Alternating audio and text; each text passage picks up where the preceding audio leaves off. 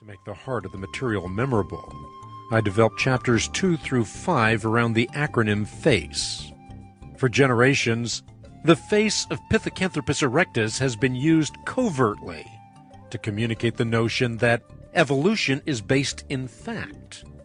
I will now use it to overtly demonstrate that evolution is a farce.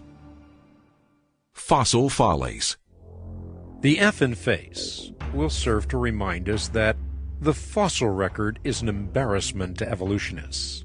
It demonstrates that transitional forms from one kind to another are purely mythological, while the general public seems blithely unaware of the fact that transitions from one kind to another do not exist. It is common knowledge among paleontologists. As we see in Chapter 2, that is precisely why novel theories including pseudosaurs, proavises, and punctuated equilibrium are constantly evolving. Ape Men Fiction, Fraud, and Fantasy. The A in FACE represents Ape Men Fiction, Fraud, and Fantasy.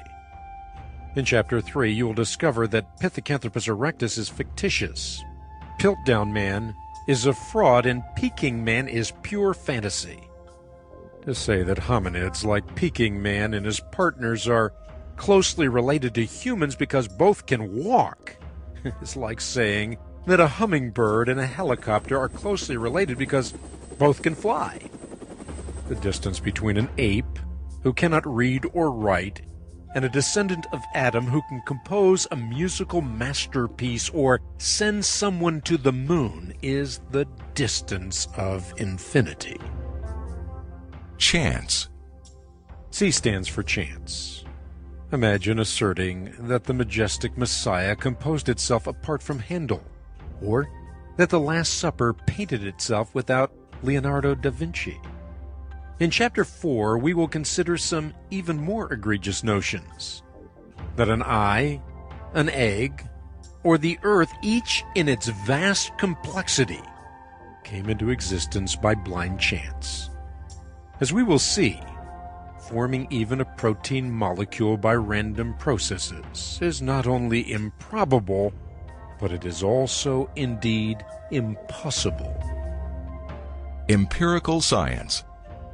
E represents empirical science. In Chapter 5, we will test the theory of evolution in light of reason and empirical science rather than rhetoric and emotional stereotypes. As you will discover, the basic laws of science, including the laws of cause and effect, energy conservation, and entropy, undergird the creation model for origins and undermine the evolutionary model. Recapitulation. Up to this point, we have used FACE as an acronym to equip you to remember the arguments for responding to the farce of evolution.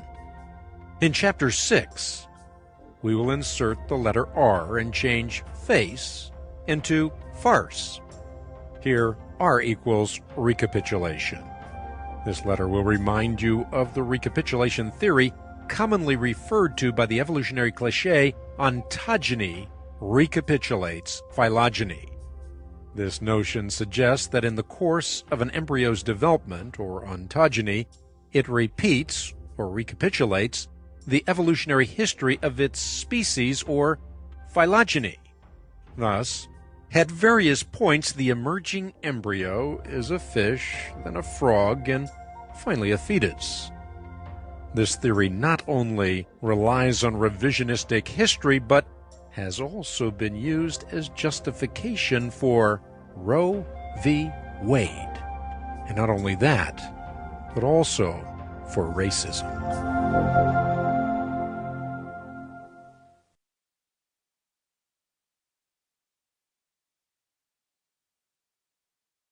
Chapter 1. Truth or Consequences.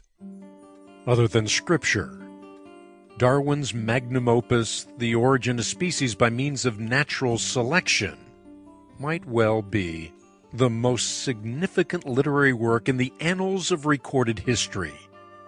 Sir Julian Huxley called the evolutionary dogma it spawned the most powerful and most comprehensive idea that has ever